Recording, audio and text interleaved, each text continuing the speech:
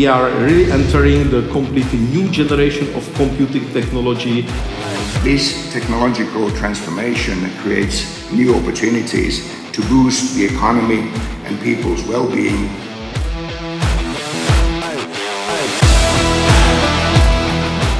Quantum is key to contribute to the competitiveness of Europe going forward. The quantum computer itself is a big milestone for the university, for the city, for the region, for the whole country.